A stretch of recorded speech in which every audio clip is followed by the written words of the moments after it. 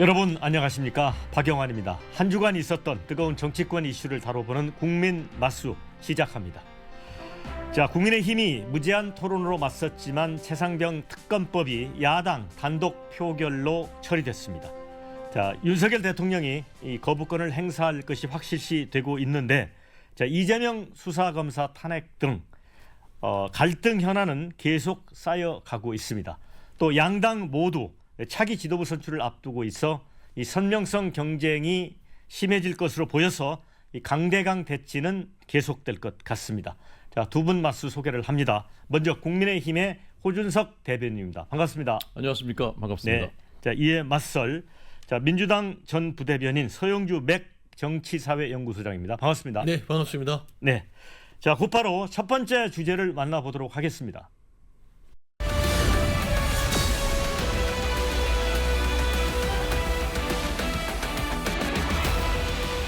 네, 자, 이 최상병 특검법을 놓고 무제한 토론 필리버스터죠. 네, 24시간 이상 진행이 됐습니다.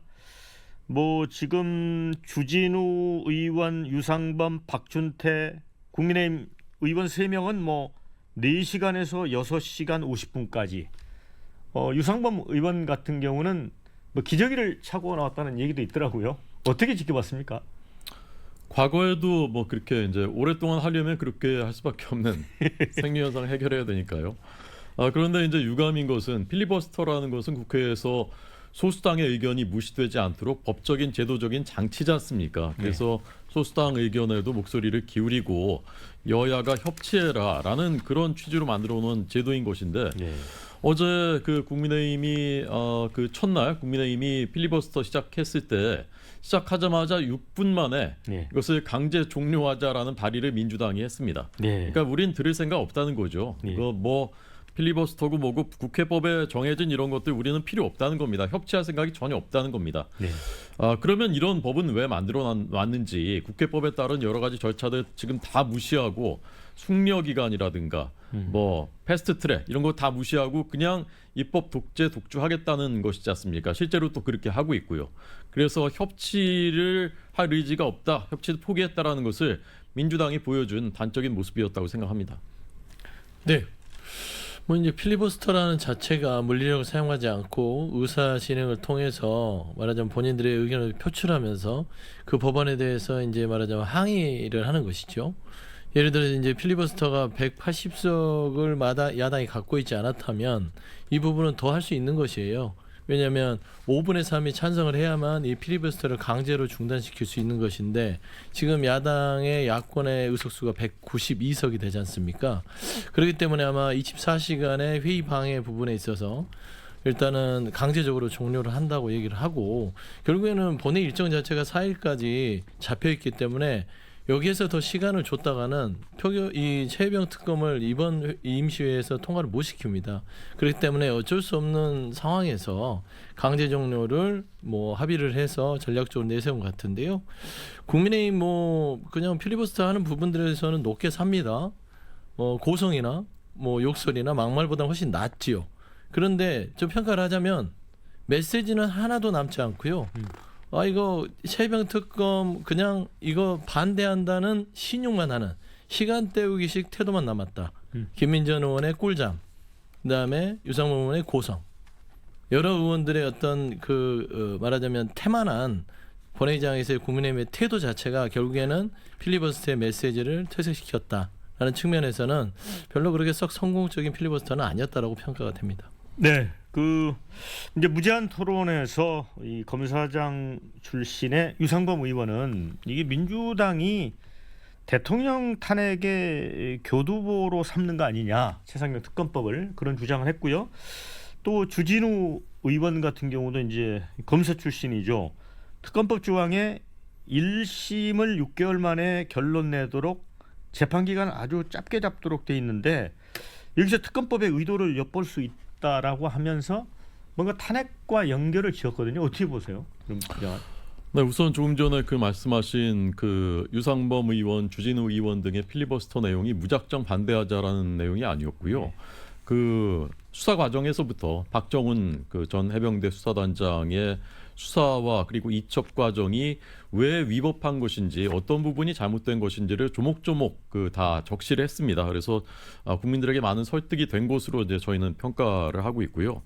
탄핵과 관련해서는 이것은 뭐 사실상 입 밖으로 꺼내지는 않지만 모든 국민들이 알고 계신 비밀이라고 생각합니다. 민주당 입장에서는 어떻게든 대선을 앞당기는 것밖에 집권할 수 있는 길이 없다. 왜냐하면 대선 주자는 딱 그분 한 분밖에 없고 지금 민주당의 아버지이신 그분 한 분밖에 없는데 그분이 이제 흔들리게 되면은 대선을 어떻게 치를지도 막막한 상황인데 사법 리스크가 점점 더 현실화되고 점점 더 목을 죄어오는 이런 형국에서는 대선을 앞당기는 것밖에 방법이 없다라고 판단을 한 것이고 그 방법은 뭐냐? 한번 해봤었던 탄핵 이걸 어떻게든 밀고 나가겠다. 중대한 헌법 법률 위반이 있어야만 할 수 있는 것임에도 불구하고 국민 여론을 어떻게든 이렇게 선동하고 만들어서 올라타면은 다시 가능할 것이다라는 그런 판단 속에서 하고 있는 것이다. 그래서 최상병 특검법이 아니었더라도 뭔가 다른 특검을 또 추진했을 것이다. 그래서 그걸 통해서 뭔가를 제 계기를 만들어내려는 것이다라고 많은 국민들이 의심하고 계시고요. 그 수순대로 진행하고 있는 것이 아닌가 저는 그렇게 개인적으로 생각합니다. 뭐 그런데 이제 민주당 서영교 의원 같은 경우는 그렇게 주장을 했어요. 네. 이 최상병 특검법이 결국은 살아있는 최고 권력하고 관련이 돼 있기 때문에 필요한 것이다. 오늘 그때 이제 사고 당시에 이 수색자가 많은 사진까지 꺼내들고 그렇게 주장을 했긴 했어요. 네, 그러니까 네, 이게 네. 그 사실이잖아요. 의혹이 아니라. 그러니까 제일 처음에 최병 특검 부분들의 시작점은 결국에는 경찰로 넘어간 그 수사자를 이첩하는 과정에서 대통령실이 개입했다는 부분들의 의혹이 먼저 제기가 됐습니다. 대통령이 아니었어요. 그런데 결국에는 시간이 지나고 부인하던 차에 이종섭 전 장관도 통화한 바 없다라고 했는데 결국에는 대통령과 이종섭 전 국방부장까지 통화한 게 드러났습니다. 그리고 그분들만 통화한 게 아니라 공직기강 비서관, 국방부 차관, 안보실장 이 대통령실의 모든 이 고위 관료들이 대통령을 중심으로 임성근 1사단장을 살리기에 나섰다는 의혹들이 드러났기 때문에 결국에는 최병 특검이 대통령 윤석열 특검으로 진화가 됐다는 말을 서영교 의원이 한 것이죠. 근데 이게 이게 거짓말이나 선동은 아니고요. 저는 이제 탄핵 얘기를 하는데요. 말씀한 대로 탄핵이 여론으로 탄핵이 불가능합니다. 탄핵은 명백한 불법적인 헌법 위반이 있어야만 탄핵이 가능한 것이죠. 그렇게 따졌을 때 늘 윤석열 대통령이 얘기했잖아요. 국민의힘도. 특검을 거부하는 자가 범인이다. 죄가 있다. 그러면 탄핵이란 말 쉽습니까? 민주당이 우긴다고 됩니까? 아니지요. 최병 특검을 이렇게까지 계속해서 대통령이 거부하는 이유들은 뭔가 캥기는 게 있다. 뭔가 불법적인 게 드러난 게 있다. 예를 들어 지금 얘기하는 탄핵의 거리가 거기에 숨어 있구나라는 확진적인 그런 합리적인 의심을 하게끔 만들어버린 겁니다. 떳떳하면 받으세요. 그리고 거기에 대해서 정치적 부담 민주당은 엄청난 후폭풍을 맞게 돼 있습니다. 그럼에도 불구하고 왜 안 받죠? 저는 그렇게 생각합니다. 네. 자, 그런데 이제 15일 이후에 이제 거부권에 따라서 재표결을 할 경우에 범야권 표를 다 합쳐도 192석입니다. 8표가 부족합니다. 그래서 이렇게 되면 지난번의 경우처럼 단독 의결, 대통령 거부권, 국회 재표결, 또 부결 사태, 또 22대 국회도 21대 국회처럼 허공에 주먹질하는 것처럼 되거든요. 그래서 조국 혁신당이 특검법 가결을 위해 타협안을 내놨잖아요. 지금 처리된 그 특검법과 달리 비교섭단체 목심 특검 후보 1인을 여당이 받아들일 수 있는 선에서 양보하겠다. 그러면 예를 들어 한동훈 지금 후보가 전 비대위원장이 한 거하고 비슷한데 대법원장이나 대형 변호사협회에서 추천 인물이 받아들일 수 있다는 건데 이거는 국민의힘에서 받아들일까요? 일단 그러면 이제 처음부터 다시 시작해야 되는 것이지 않습니까? 예. 근데 저희 국민의힘이 지금 받아들일 수 없다라는 특검 법안은 선수가 심판을 정하는 지금 현재 민주당 특검 법안 본 적이 없었던 일이죠. 그리고 역대 모든 특검 법안은 다 여야가 합의해서 처리를 했었습니다. 그런데 이렇게 단독으로 처리하겠다는 것도 한 번도 있었던 적이 없었던 일이고요. 그리고 좀 전에 이제 말씀하신 것과 관련해서는 군사법원법이 문재인 정부 때 개정이 되면서 수사권이 없는 해병대 수사단이 수사까지 하고 결론까지 내리고 기소 여부까지 명시해가지고 사실상 위법으로 이첩을 한 겁니다. 거기에 대해서 경찰과 그리고 해병대라는 두 기관 사이에서 대통령실이 그것을 조율하고 불법적인 것은 바로잡는 것이 당연한 것이고요. 거기에 누구든 그 전화 통화하고 조율하고 지시하고 이런 과정은 얼마든지 있을 수 있는 것입니다. 더더군다나 대통령은 국군의 통수권자이고요. 또 대통령께서 왜 그렇게 무리하게 수색 지시를 했느냐라는 것에 대해서 그 부분 지적하셨다는 걸 직접 말씀하신 적도 있고, 또 성일종 사무총장 통해서는 아니 현장에 있었던 하급 간부들까지 기소한다는 게 말이 되느냐라는 그런 부분에 대한 문제 제기가 있었다는 것도 모두가 적법하고 사실은 굉장히 합리적이고 적당한 그런 내용들입니다. 그런 내용들이 이루어졌다고 해서 왜 그것이 탄핵 사유가 되고 마치 엄청나게 불법을 저지른 것처럼 특검이 아니면 안 된다고 하는 것인지 많은 국민들이 의아해하고 계시고요. 설령 특검을 하더라도 여야가 합의하고 국민들이 그 결과를 납득할 수 있는 그런 특검이 돼야지, 지금의 이런 특검 법안으로 해서 어떤 결론이 나오든 그것을 어떻게 국민들께서 납득하시겠습니까? 그래서 이 특검 법안은 찬성할 수도 없고, 만약에 단독 통과돼서 그대로 밀어붙인다면은 그것은 거부권 행사할 수밖에 없다라는 것이 저희의 입장인 것입니다. 네. 뭐 좀 사실관계를 바로 잡으면 여야 합의 없이 단독으로 특검한 경우들은 한 4건으로 알고 있고요. 수사 중에도 했던 게 한 3건으로 알고 있어요. 특히 대표적으로 BBK나 대북소금 같은 경우는 한쪽 당에서 해소했고 수사 중인 부분들을 했던 것이고요. 그다음에 제가 말씀드리는 거는 중요한 거는 최병 특검의 그 계속 얘기하는 것들이, 아니 군이 수사권이 없는데 수사를 해서 넘겼다.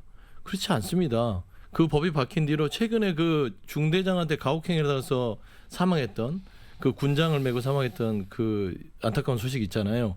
당시에는 바로 이첩을 했어요. 그러니까 경찰에서 바로 수사를 하죠. 그러면은 대통령실에서 그때도 개입을 했다면 똑같은 일이 되는 것입니다. 그냥 그대로 뒀으면 조사를 해서 경찰에 넘기면 경찰에서 그 많은 혐의자 중에 이 사람은 있다 없다 경중 가리고 거기에 대한 처벌을 하면 아주 클리어하고 법에 따라서 되는 것인데, 국군 통수권자가 직접적으로 지시는 하지 않았지만 군의 말하자면 김기한 사령관 등 예를 그 수사단장까지 가는 과정에서 이종섭 국방부 장관을 통해서 압력을 가해서 본인이 목표하는 바에 임성근 1사단장을 그 수사의 이첩 과정에서 빼려고 했다면 이거는 직권남용죄에 해당한다는 것이 그 누구보다 윤석열 대통령이 잘할 겁니다. 예를 들어 최순실 박근혜 전 대통령의 수사 이 팀장을 했던 특검에서 윤석열 대통령은 당시에 K스포츠 재단에 돈을 요구할 때 박근혜 전 대통령이 직접적으로 요구한 게 아니라 최순실 씨를 통해서 압력을 가해서 결국은 그 기업이 그 뒤에 박근혜 전 대통령이 있다는 전제하에 돈을 기부해서 그 혐의로 직권남용 혐의로 입건을 해서 감옥을 보냈습니다. 결국에는 직접적으로 행사를 하는 그런 뭐 행위에 대해서 뭐 가타붙다 그런 건 없지만, 대통령 자체가 아무리 군구 통수권자라 하더라도 군사법원법을 어겨서 직접적으로 수사질을 할 수 없다는 부분들은 법에 명백하게 있다는 점에서는요, 이거는 특검에서 밝히지 않으면 공수처는 할 수 없다. 공수처의 문제를 얘기하냐면 저는 2가지만 얘기할게요. 대통령의 개인 폰을 압수수색할 수 있는 것인가? 공수처 할 수 없습니다. 그리고 800에 7070 공수처가 대통령실을 압수수색해서 밝힐 수 있느냐? 없습니다. 그렇기 때문에 특검이 필요하다. 좀 그런 주장들을 할 수밖에 없지요. 임성근 사단장을 빼줘라라고 얘기했다라는 것은 아무런 근거 없이 그냥 무분별하게 의혹 제기하고 있는 것입니다. 이거야말로 선동입니다. 두 번째, 직권남용 부분 말씀하셨는데요. 문재인 대통령께서 보도된 것만 10여 차례 경로하고 대노했다라는 것이 언론 보도에 나왔었고요. 네. 그중에 대표적인 것은 김학의 장자연 사건 같은 것은 공소시효가 끝났는데도 검찰에 명시적으로 공소시효가 끝났다고 사실관계를 명확히 밝혀라라고 직접적으로 지시까지 한 적이 있습니다. 나중에 수사해 보니까 전부 다 무혐의였습니다. 이런 사실을 이제 말씀드리고요. 네. 공수처는 문재인 정부에서 심혈을 기울여서 인적 구성까지 다 문재인 정부에서 한 수사기관입니다. 이런 일 하라고 고위공직자범죄수사처 만들었습니다. 선거법까지 바꾸면서 무리하게 만들었지 않습니까? 그런데 이제 와서 공수처 수사는 못 믿는다. 이러면은 어떻게, 그럼 누구를 믿어야 되는 겁니까? 네. 자, 요거 좀 짧게 논의해 볼게요. 이 권성동 국민의힘 의원이 이 박정훈 대령 변호를 맡은 김규현 변호사가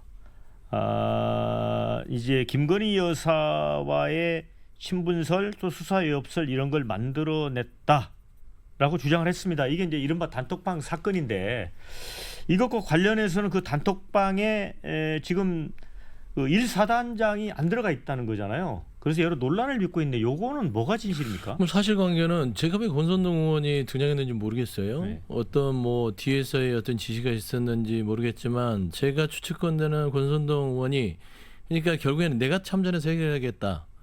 이 특검 자체가 김건희 여사로 다가갈수록 뭔가 최선을 다해서 지금 그 말하자면 이 방어 전략을 쓰는 겁니다. 지금 보면 대통령까지 나섰다가요.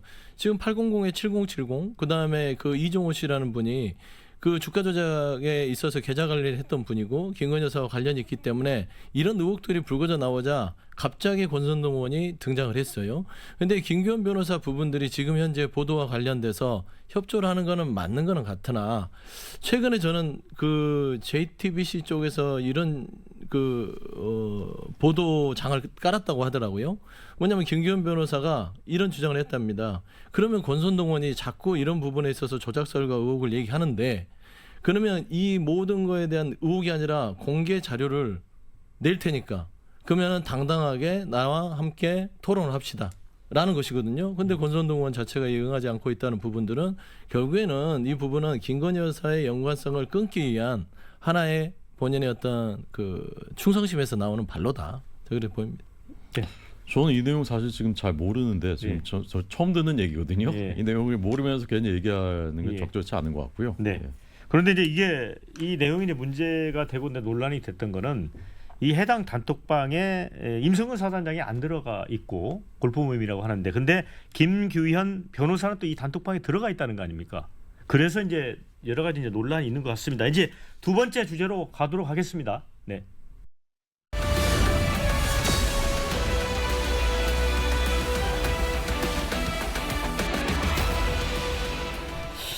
자, 22대 국회 첫 대정부 질문 과정에서 민주당 김병규 의원이 한덕수 국무총리를 대상으로 질의하는 과정에서 나온 발언이 논란이 돼서 파행을 빚었습니다. 김 의원은 이제 국민의힘 논평 중에 이제 한미일 동맹이라는 표현을 쓴 걸 거론하면서 정신 나간 국민의힘 의원들 이렇게 이야기를 했습니다. 그래서 이게 논란을 빚었는데 사실은 이게 호준석 대변인이 쓴 논평이죠. 네, 네, 그렇습니다. 그럼 원래 어떤 뜻이었습니까? 그 지난달 초에 그 오물풍선 네. 북한이 그 도발을 했을 때 그 나온 논평인데 한미일 동맹이라는 것이 이제 제목에 나왔고 이제 네. 본문에는 군 안보 협력 이렇게 표현돼 있었는데요. 한미일은 동맹은 아닙니다. 그러니까 정확하지 않은 표현입니다. 네. 예, 그 부분 제가 인정을 하고요. 다만 이제 저는 두 가지 말씀드리고 싶은데요. 네. 한미일 간의 안보 협력 또는 군사 협력이 왜 이렇게 중요해졌는가? 지난해 8월에 미국에서 캠프 데이비드 3국 정상회담이 있은 이후에 전례 없는 수준의 군사 협력이 합의가 됐고요. 3국 사이에. 네. 그리고 당시에 이제 여러 언론들이 준 군사 동맹 수준의 군사 협력이 합의가 됐다라는 기사를 쓴 적이 있었습니다. 네. 왜 이렇게 되느냐? 이것은 북한의 도발 수위가 점점 더 높아지고 핵무력이 거의 완성 단계에 들어섰고 핵과 미사일 도발이 계속되고 있고 이런 가운데에서 북중러는 밀착하고 있고요. 그다음에 북한과 러시아는 최근에 사실상 군사동맹 복원하는 유사시에 자동적으로 군사 개입하는 쌍방이 이런 수준까지 복원하지 않았습니까? 이런데 가만히 넋놓고 있다면 어떻게 되겠습니까? 특히 일본은 북한이 미사일 도발했을 때 상공을 지나가기 때문에 빠른 정보 공유가 우리하고는 굉장히 중요한 그런 국가이고요. 이런 맥락 속에서 한미일의 군사협력이 점점 이제 대두되고 있는 것인데 저는 민주당에서 왜 특히 이제 김병주 의원 같은 분들이요. 지난번에 북러 간의 군사동맹이 복원됐을 때 한마디 논평이나 어떤 코멘트도 하지 않았었던 분입니다. 네. 그런데 이 한미일 동맹 이 부분에 대해서는 마치 무슨 감전이라도 된 것처럼 이렇게까지 민감하고 예민한 반응을 보이는 것이 우리의 안보라는 관점에서 봤을 때 이것이 적정한 것인가라는 게 처음 의문이고요. 그리고 국민의힘에서 그 발언에 대해서 문제 제기한 것은요. 저는 야당 의원께서 국회 본회의에서 그 표현 자체가 정확치 않았기 때문에 그것을 지적할 수 있다고 생각합니다. 거기에 저도 책임감 느끼고요. 네. 그렇지만 정신 나간 정신줄 놓은 이런 표현들을 반복적으로 쓰신 그런 것은 금도가 아니지 않습니까? 그런 부분을 국민의힘이 지적했었던 것입니다. 네. 그래서 이번에 이제 민주당 김병기 의원이 최고위원 이제 출마 선언을 네. 했잖아요. 네네.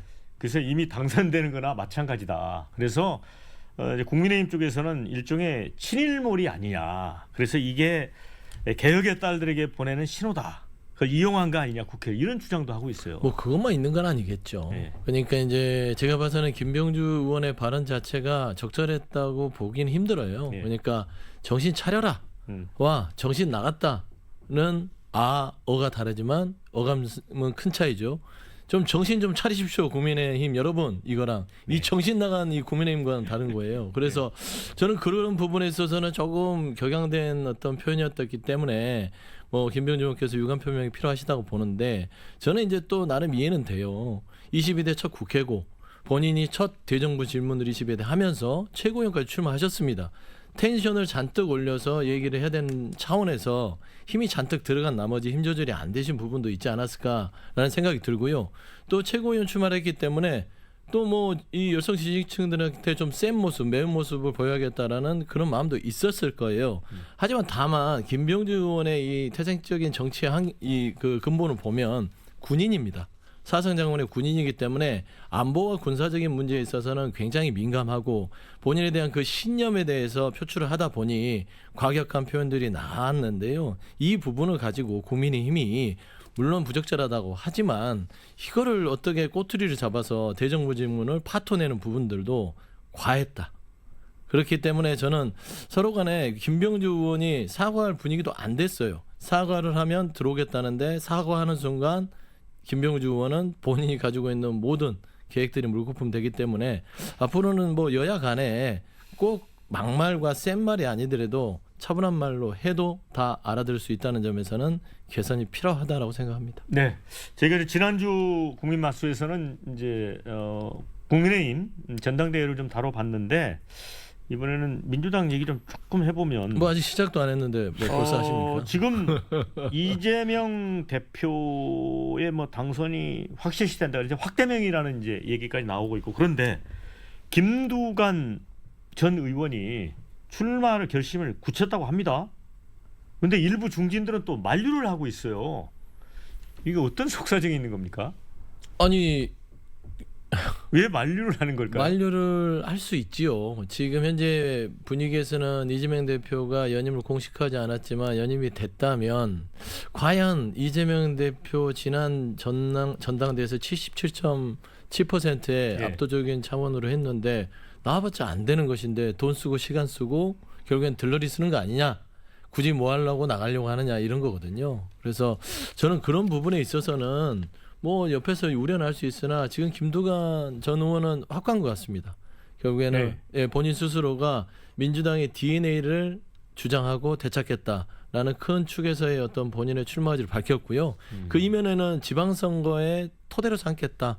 그런 또 생각도 있는 것 같아요. 그러니까 지켜보시죠. 김두관 의원이 그런 얘기를 했어요. 지금 말리는 사람이 많은데 사무사 생각이 바르고 사악함이 없는 그런 마음 자세로 출마 결심을 했다. 그런데 이제 일각에서는 김두관 의원이 나오면 이른바 이재명 일국 해지에 대해서 균열을 내는 목소리를 낼 거란 얘기도 있습니다. 김두관 전 지사님이 장관하신 게 20년 전이거든요. 경남지사 하셨던 게 2010년대 초반입니다. 그분이 지금 당대표에 나오시든 안 나오시든 국민들께서 저는 큰 관심이 없으시다. 그래요? 그래서 민주당 내에서도 어떤 의원께서는 쟁쟁한 후보가 좀 나와서 상대 후보가 나와서 좀 흥행이 됐으면 좋았을 텐데라는 말씀을 하셨던데 쟁쟁한 후보가 될 만한 분들을 다 싹을 잘랐지 않습니까? 이미 싹이 아니라 떡잎부터 완전히 그냥 다 뽑아버렸잖아요. 네. 임종석, 박용진, 뭐 네. 박광원 같은 분은 그런 분은 네. 그 여야 통틀어서 합리적이다 생각 평가받았던 분들 다 탈락하고 그 자리에 그 정조대왕 이재명 정조대왕 비유하고 또 퇴계 이황은 성관계 지존이다. 이화여대생들이 성상납 이런 말씀하신 분이 거기에 공천 받아서 국회의원 되셨고요. 여기 계신 소영주 대변인 같은 훌륭한 분은 공천을 안 주셨고 또 왜 후벼 팝니까? 그래서 쟁쟁한 후보들이 나올 수 없게 된 구조. 그리고 김대중 전 대통령 이후에 첫 야당 그 지금 민주당 계열 대표 연임이라고 하시는데 사실 김대중 대통령은요. 그때 저희가 다 같이 이제 예. 청와대 출입했었지만 95년에 국민회의 총재 되신 다음에 2년 후에 대선 치러서 대통령 되면서 여당 총재 자동 겸임으로 그냥 연임된 거예요. 그러니까 역사상 첫 민주당의 아버지께서 지금 연임을 하시는 그런 상황인 겁니다. 좀 반론 좀 하셔야 되겠습니다. 그렇죠. 그러니까 제가 말씀드렸잖아요. 민주당 전당대회는 아직 시작도 하지 않았다. 그러니까 김두관 전 의원의 출마 선언이 저는 시발점이 될 거라고 봅니다. 예.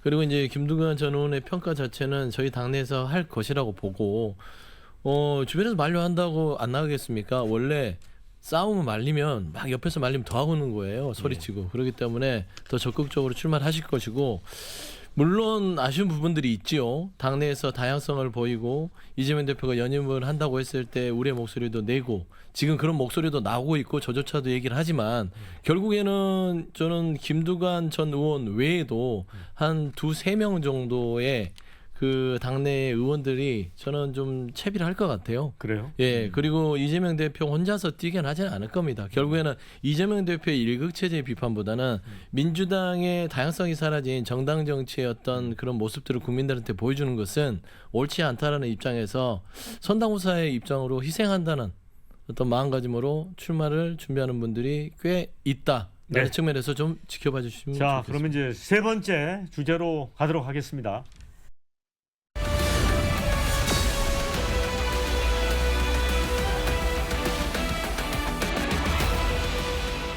저 민주당이 이제 국민 1인당 25만 원 상당의 지역 사랑 상품권을 지급하는 이 민생 회복 지원금 특별법 이걸 추진을 해오고 있습니다. 그런데 윤석열 대통령이 직격을 했습니다. 국민 1인당 10억 주던가 100억씩 주지 왜 25만 원 주냐? 반대 입장을 분명히 했습니다. 일종의 이제 포퓰리즘이다 이런 것 같은데 왜 이렇게 거칠게 표현했을까요, 대통령께서? 지난 그 1분기에 네. 경제 성장률이 1.3% 깜짝 성장하면서 거의 4년 만에 가장 높은 성장률을 기록했거든요. 그리고 최근 석 달 동안 물가 상승률이 2%대 안정돼 가고 있습니다. 그러니까 경제가 정말 어려운 끝에 지금도 서민들, 소상공인들 고통이 계속되고 있는데 이런 가운데 이제 가까스로 살아나는 그런 기미를 보이고 있는 것입니다. 그러면 이럴 때는요. 그냥 맡겨 주셔야 됩니다. 경제 좀 살릴 수 있도록 그 기조를 이어나갈 수 있도록 정책 기조를 그렇게 해야 되는 것인데 지금 이게 13조 원 되지 않습니까? 13조 원. 13조 원의 돈을 풀어서 인플레 다시 불을 붙이면 부채질하게 되면 그 책임은 누가 어떻게 지겠습니까? 김부겸 전 총리 같은 민주당의 합리적인 분들조차 25만 원씩 풀어가지고 국민들 살림 펴지지 않는다라고 말씀하시지 않았습니까? 과거에 문재인 정부 때 코로나 지원금 40만 원씩 돌렸는데 그때 소비가 진작될 거라고 했는데 나중에 KDI에서 지난 다음에 분석을 해보니까 소비 증대 효과가 100만 원 중에 25만 원에서 35만 원 정도만 소비 증대로 이어졌지 나머지는 효과가 없었다라는 게 이미 그때 한번 검증이 또 됐었던 것이거든요. 그런데 지금 이 25만 원 준다고 하니까 그거 반대할 사람이 없을 것 같은 그런 상황이지만 결국은 이게 다 우리 경제 부담으로 돌아오고 우리 자녀들에게 부담으로 돌아간다는 것 잠깐 좋고 말아서는 안 된다는 것 그런 점을 지적하신 거라고 저는 생각합니다. 그러니까 윤석열 대통령이요 참 속이 좁으신 분이에요. 그러니까 지금 소상공인 맞춤전 25조 투입을 얘기하면서 결국에 야당 대표 야당에서 주장했던 25만 원 전국민 민생회복지원금에 대해서 말하자면 비아냥된 거 아닙니까? 그냥 25만 원은 포퓰리즘에서 하면 되는데 그럼 100억 주지 그래? 이런 거거든요. 이게 할 소리입니까? 공식적인 자리에서.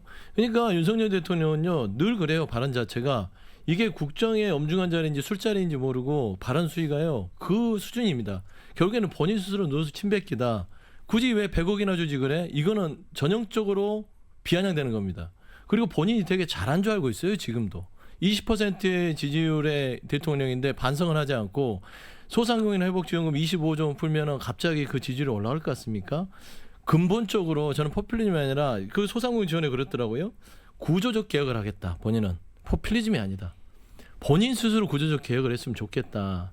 이런 찔끔찔끔 25조 원을 주는 부분에 있어서 결국에는 이재명 대표가 전 국민에게 25조 원 주는 민생회복지원금 한 발 물러섰습니다. 그래서 차등 지급 받아들이겠다 했으면 대통령이 최소한 야당과 협치를 하려면 그 부분에서 얘기를 나눈 다음에 소상공인 지원 예산 이거 민주당에서도 얘기했던 겁니다. 코로나 이후에 대출금 만기 상환 되는 부분들을 연장해주고 그다음에 죽어가는 소상공인들 문 닫지 않도록 정부가 지원해야 된다. 이거는 같이 뜻을 했던 것이에요. 근데 지금 거기에 사족을 붙어서 100억 이게 말이 됩니까? 그래서 지지율이 20%밖에 안 되는 거예요. 그러니까 대통령께서 잘못하신 부분이 있거나 좀 국민들의 목소리에 좀 더 귀를 기울이셔야 될 부분이 있다면 그건 그렇게 하셔야 되겠죠. 그것은 뭐 마땅한 말씀인데요.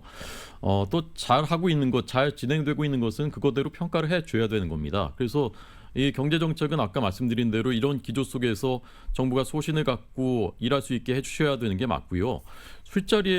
술자리인지 구분하지 못한다라는 말씀은 저는 좀 매우 과하다라고 생각하고요. 아까 그 차등 지원을 마치 받아들인 것처럼 말씀하셨는데 그 내용은 25만 원씩은 다 똑같이 주고 플러스 더 줄 사람들한테는 35만 원까지 주자라는 얘기지 않습니까? 그래서 13조 원 얘기가 나온 것이거든요. 그런데 이거 그렇게 한다고 국민들 살림 펴지지 않는다. 서민들, 소상공인들한테 핀셋 지원해야 된다라고 말씀하신 것은 바로 민주당에서도 아까 제가 말씀드린 김부겸 전 총리 같은 그런 분들도 여기에 똑같이 말씀하시고 계신 것입니다. 이렇게 그냥 다 해서 잠깐 좋고 그때 문재인 그 대통령 때 소고기 사 먹으니까 마음이 뭉클했다 이렇게 말씀하셨는데 그 나중에 어떻게 됐습니까? 그 한우 농가들이 그때 잠깐 반짝 좋은 것 같았는데 그때 사육 두수를 줄였어야 되는데 잠깐 그 반짝 경기 때문에 사육 두수를 줄이지 않아서 결과적으로 구조적으로 한우 농가들이 큰 피해를 입었다라는 분석 기사 그 이후에 나온 적이 있습니다. 잠깐 이럴 일이 아니고요. 우리 경제 전체 긴 맥락에서 긴 호흡에서 생각해야 되는 것이라 생각합니다. 네. 자, 수수장님. 그런데 네. 이제 이 25만 원 지급법이 이제 행안에 이제 상정된 상태고 네, 그렇습니다. 뭐 이제 처리까지는 시간이 걸리겠지만 정부는 그렇게 보는 것 같습니다. 이 국회가 예산을 편성하고 집행까지 하라는, 그러니까 예를 들면 행정부가 갖는 예산 편성권을 침해하는 위헌적 요소가 있다. 그래서 권한쟁의 심판까지 생각을 하는 모양이거든요. 그러니까 이게 국가 정책을 네. 몽리로 하는 거죠. 왜 야당이 이거를 지급까지 하는 법률을 낼까요? 대화를 풀 수 있잖아요. 네. 물론 세수 곡간이 부족합니다. 세수가 부족한 거는 현 윤석열 정부의 무능함 때문이겠지만 최소한 그 무능함 때문에 국민들이 가계 가처분 소득이 떨어지기 때문에 이 어려움을 같이 고민하자는 측면에서 야당이 25만 원의 전국민 지원금을 제안했으면 최소한 거기서 밀고 당기고 하면서 차등 지급으로 갑시다. 그러면 세수 부족분은 같이 고민해 볼까요? 라고 하면 야당이 이런 법안을 발의하겠습니까? 그러니까 결국에는 야당의 여기까지 이르는 과정에 본인들의 잘못은 돌아보지 못하는 아주 자기 말하자면 독단적인 자기 객관화를 못하는 주관적인 국정운영을 하는 것이다. 그러니까 저는 야당이 잘했다고 지금 말하는 게 아니라 국정운영의 총책임자는 대통령과 국민의힘이에요. 이렇게까지 할 일입니까? 한번 야당 대표 한번 반짝 만나더니 지금 뭡니까? 아무것도 없잖아요. 우리나라 지금 국가 채무가요. 우리나라가 전 세계에서 가장 가난하던 나라 1953년 6.25 전쟁이 끝났을 때 그때부터 세계 10위권 이상의 경제 대국이 되는 동안 거의 70년 동안에 축적된 국가 채무가 500조 원대였습니다. 그런데 문재인 정부 5년 동안에 그것이 1,000조 원에 육박, 거의 2배가 늘어났습니다. 국가 빚을 그렇게 늘려놓은 것입니다. 그런데 우리 경제는 무엇이 좋아졌습니까?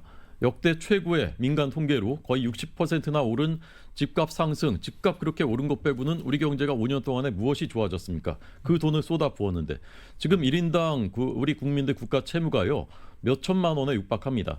그런데 여기에 이제 25만 원씩 더 얹자는 겁니다. 여기에 결국 돈 그 빚 내가지고 그러면 지금 당장은 뭐 그 25만 원 어차피 빚 많은데 이럴 수 있지만 결국은 우리 미래 세대들한테 그거 다 전가하는 겁니다.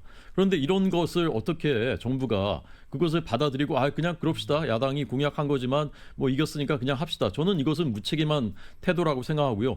정부 입장에서는 예산 편성권은 헌법에 보장되어 있는 것인데 그걸 받아들일 수 없다고 하니까 야당이 그럼 처분적 법률로 해가지고 우리가 뭐 편성 집행까지 다 할게. 이것은 정말 위헌적인 발상입니다. 네. 자, 반론 듣고 가겠습니다. 그러니까요. 이 부자 감세는 그렇게 해주면서 결국에는 야당에서 말하는 국민들에게 좀 주머니 채워주면서 마음을 달래자. 25만 원, 13조라고 하지만 국민 마음은 지금 속이 터져 나가고 있습니다. 국회 서버가 110만으로 터져 나가듯이 그래 터져 나가는데 그걸 못 해줍니까? 그 다음에 부자들 최대 주주 세금 감면해주는 그런 정책 발의하지요. 법인세 감면되지요. 그 돈만 충당을 제대로 원위치 시켜놔도 충분히 국민들에게 한 번의 행복은 줄 수 있다. 저는 그런 고민을 하는 것들이 제대로 된 정부다. 좀 네. 그런 말씀 드립니다. 자, 네 번째 주제로 갑니다.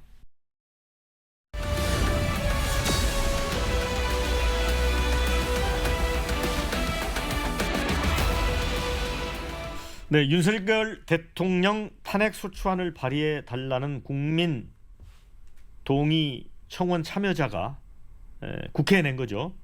100만 명을 넘긴 건에 대해서 지금 여야가 해석이 크게 엇갈리고 있습니다. 더불어민주당은 굉장히 속도를 내고 있습니다. 국회 법사위 청원심사소위원회 전체 회의를 통해서 청원을 엄정히 심사하겠다. 이 과정에서 필요하다면 청문회 등의 절차도 실시하겠다. 최영주 소장님, 네. 이게 청문회 엽니까? 청문이 열 수밖에 없을 것 같아요.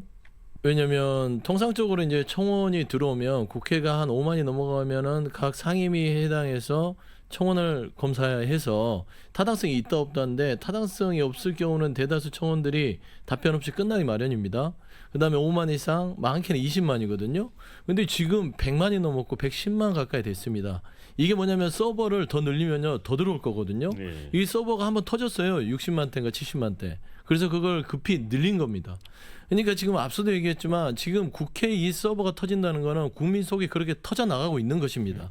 그런데 이 터져 나가는 속을 민주당이 청원에서 또 대통령의 탄핵을 언급하는데 이거를 우리가 하면 되겠어 고 정무적으로 판단해서 대략적으로 대충 그냥 타당성이 있어 하고 답변만 해서 보낸다면 이거는 민주당이 되레 더 혼이 날 수 있는 상황에 처했다라는 측면에서는 절차에 따라서 법안소위 청원소위에서요 이 부분에 대해서 청문회를 열고요. 대통령이든 대통령 부부든 관계자들을 불러서 청문회에서 이 사실을 확인한 뒤에 보고서를 채택하고 상임위에서 의결을 통해서 본회의에 상정하는 일정까지는 가지 않을까. 특히나 매운맛인 정청래 법사위원장이 있는 한 저는 이 속도가 뭐 더하면 더했지 늦춰지지는 않을 것이다. 그래 보고 있습니다. 이제 박찬대 지금 당대표 직무대행을 겸하고 있잖아요. 원내대표는 이 가짜 보수 세력 종말이 그려진다.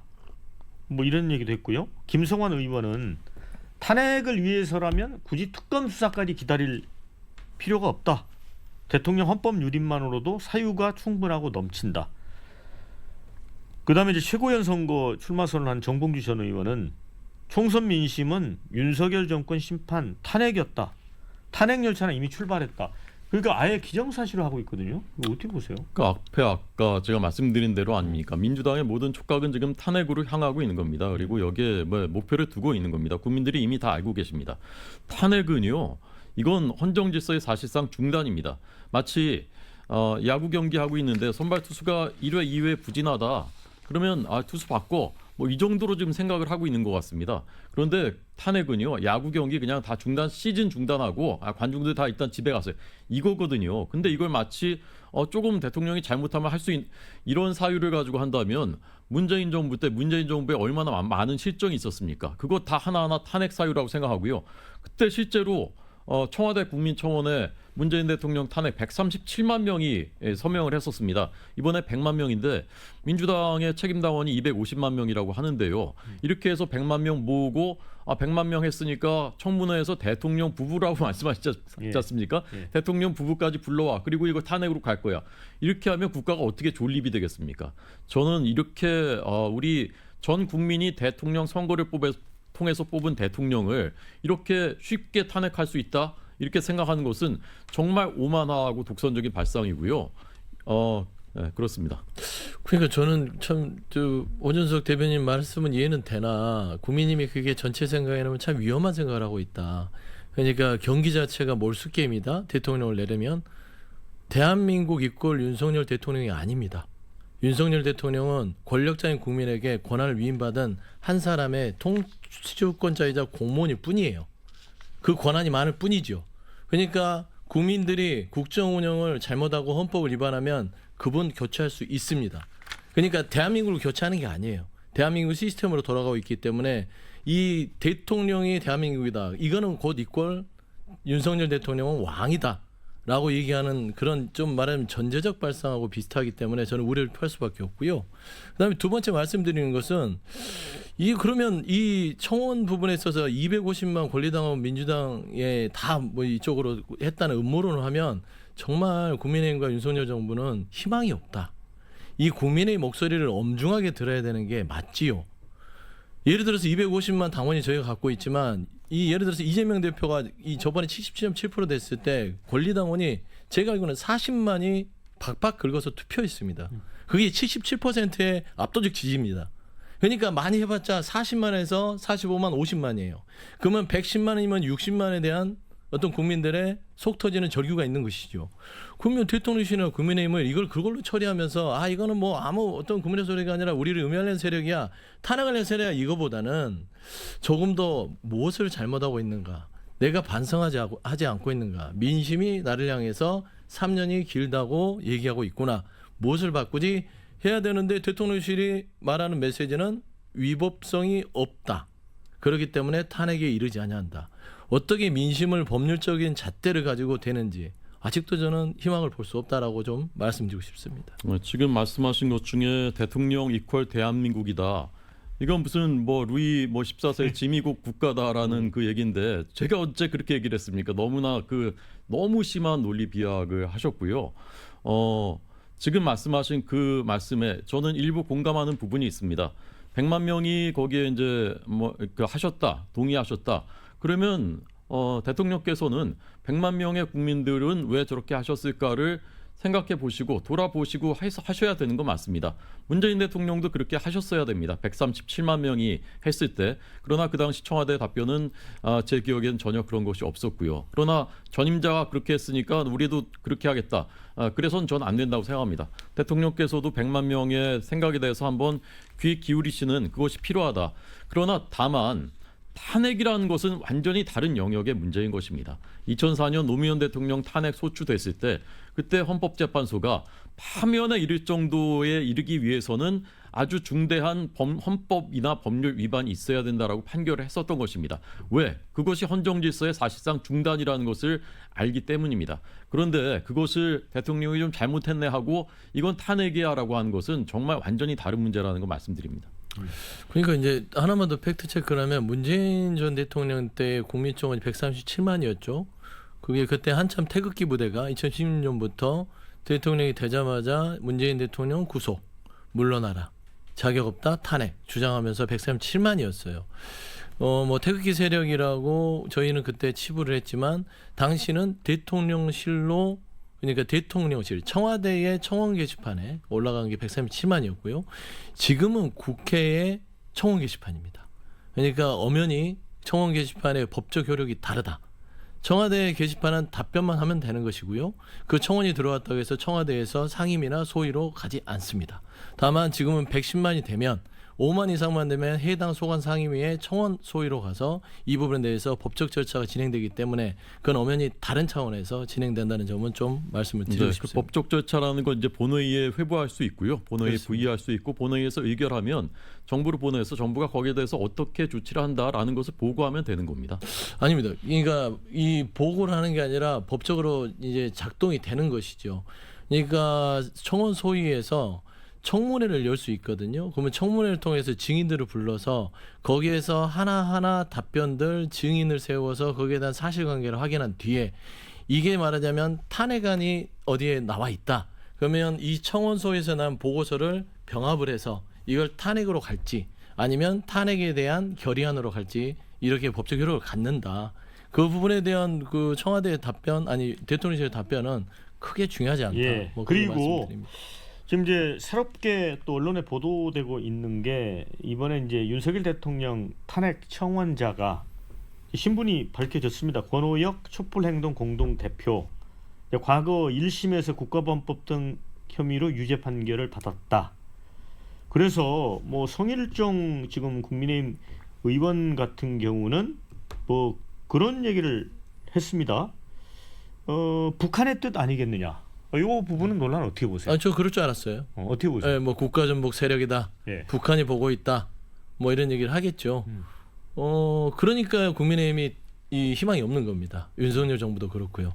그러니까 민심을 정확하게 꿰뚫어야 되는데 지금 그 처음에 올릴 때 실명으로 올렸어요.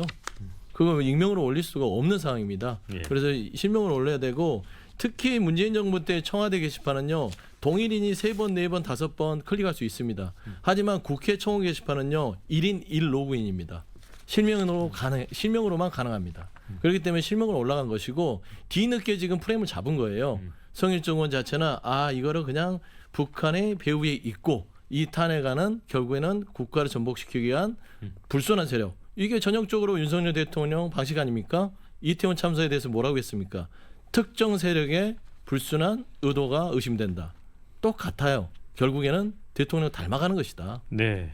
자, 그리고 지금 뭐 대통령 탄핵 청원뿐 아니라 민주당 이제 검사 4명, 그 중에는 이재명 전 대표 관련된 사건 혐의를 이제 수사해온 검사들이 포함이 되어 있습니다.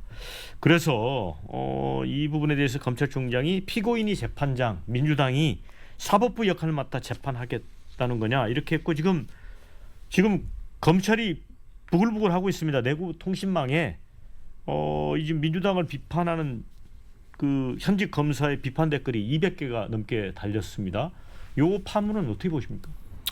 그러니까 앞으로는요 이런 식으로 이제 지금 민주당처럼 이렇게 하게 되면요 앞으로는 국회에서 과반만 얻는 정당은 그 정당의 대표 또는 그 정당의 중요한 분들은 어떤 일을 불법을 저질러도 처벌을 사실상 할 수 없는 면책 특권이 부여되는 거나 마찬가지입니다. 왜? 탄핵 소추는 과반만 되면 되는 거거든요. 대통령 아니라 일반 공직자에 대해서는. 그럼 국회 과반 의석만 얻으면 나를 누가 수사하려고 해. 그러면 그 검사 또 재판하려고 해. 그럼 판사 탄핵하는 겁니다. 탄핵 소추하는 겁니다. 그러면 직무가 정지되겠죠. 그리고 나중에 직무 복귀한다고 하더라도 그동안 지연되는 건 말할 것도 없을 뿐더러요. 검사, 판사 이분들도 다 직장인입니다. 그리고 가장입니다. 그런데 누가 제1야당이, 거대 야당이 그리고 앞으로 집권할지도 모르는 정당이 자신을 탄핵한다. 이것을 무릅쓰고 나는 양심과 소신에 따라서 수사하고 재판한다. 위축되지 않을 사람이 어디에 있겠습니까? 정말 히어로 같은 그런 검사와 판사를 기대하지 않으면 앞으로 우리나라는 죄를 지어도 잡아갈 사람이 없는 그런 나라가 될 수 있는 겁니다. 이번에 탄핵 사유 다 제각각입니다. 그렇지만 공통점은 있죠. 다 이재명 대표를 직접 수사했거나 때로는 뭐 소환 조사했거나 이런 검사들 다 찍어가지고 다른 사유를 가지고 탄핵을 소추한 겁니다. 그런데 그 사유라는 것이 이미 무혐의 결정이 됐거나 불기소됐거나 아니면 전혀 근거도 없는 그냥 소문 이런 거 가지고 탄핵 소추를 하는 겁니다. 이런 나라가 지금 돼가고 있습니다. 정말 큰일이라고 생각합니다. 그러니까 이제 방탄의 오해를 불러일으킬 수 있는 탄핵의 시기 결정인 것 같아요. 그러니까 이 검찰에 대한 견제는 필요합니다. 검찰은 그 누구도 지금 견제를 받지 않고 있어요. 예. 왜냐하면 기소권을 갖고 있고요. 대한민국에서 모든 국민 중에 검사 내가 마음을 먹으면 당신 말이야 털어서 먼지 안 나올 것 같아? 내가 기소권이 나밖에 없어. 기소하는 순간 어떤 국민이고 어떤 정치인이고 그 누구도 범죄자가 됩니다. 무죄가 나와도 그 사람의 인생은 무죄가 나오기 전까지는 절단이 나는 것이죠. 이 말은 윤석열 대통령이 후보 시절에 했던 말입니다. 말씀드리는 건 그런 거예요. 민주당이 검찰이 견제하는 부분에 있어서는 분명히 할 수도 있고 그 견제 역할을 입법부가 해야 됨이 맞습니다. 그리고 법에도 보장이 돼 있는 사안이지 불법적으로 국회가 검사를 무단으로 탄핵을 하지 않는다. 그 이유가 아직 설 익지 않았다는 점은 아쉬움은 있어요.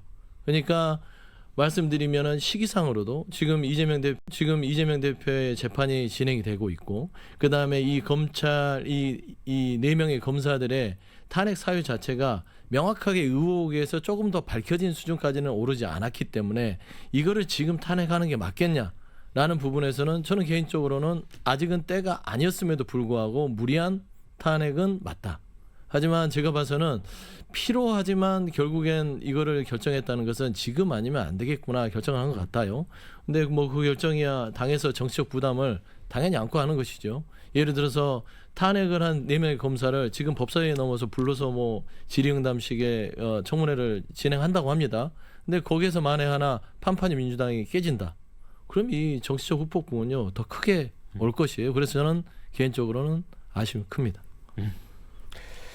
자, 뭐 한동훈 전 비대위원장은 이 검사 탄핵이 종국에는 그 이 판사 탄핵을 빌드업하는 거고 약간 겁박을 미리 하려는 거다 이런 또 의도로 얘기를 했어요. 그런 얘기까지 했는데 뭐 이거는 이제 민주당이 법사위에서 검사들을 불러서 이제 물어보는 거잖아요, 그죠? 네, 그 근데 과정을 지켜볼 수 있으니까 거부한다 그러더라고요. 검사들 출석. 그러면 이루어지지 않을 가능성도 있네요. 근데 저는 개인적으로 그냥 그 떳떳하다면 늘 그렇습니다. 검사들이 뭐 본인에 대한 어떤 직무에 대해서 지금 해명할 게 있으면 네. 국민들 다 보고 있으니까 네. 거기에서 그래도 본인들은 칼제비 아닙니까? 네. 진검승부로 하는 것도 나쁘지 않겠다. 뭐 그런 생각을 갖고 자, 있습니다. 이제 마무리해야 될 것 같아서 20초씩만 혹시 못다한 말씀 있으면 듣겠습니다. 호시숙 대변인. 좀 전 서영주 대변인처럼 저렇게 합리적으로 생각하시는 분들이 그래도 있어서 그나마 다행이다. 민주당에 그래도 희망이 있다 생각하고요. 네. 대화와 타협이 중요하고 검사들이 왜 그렇게 수사를 하는가? 이재명 대표가 미워서 정치 보복하려고 하는 건가? 정말 네. 국민들이 그렇게 생각하실까? 대부분의 수사 아니 거의 모든 수사가 다 네. 문재인 정부 때 시작된 겁니다. 네. 네. 자, 소소영님. 알겠습니다. 뭐 합리적이라고 하면은 저는 민주당 내에서 욕을 먹습니다. 하지만 민주당이 잘 되는 방향에서 정무적 판단을 잘해줬으면 좋겠다라는 말씀에서 드리는 충언들이다. 자, 두 분 수고 많으셨고요. 함께해 주신 여러분 고맙습니다. 저는 다음 주에 다시 찾아뵙도록 하겠습니다. 자, 두 분 수고했습니다. 네, 고맙습니다. 감사합니다.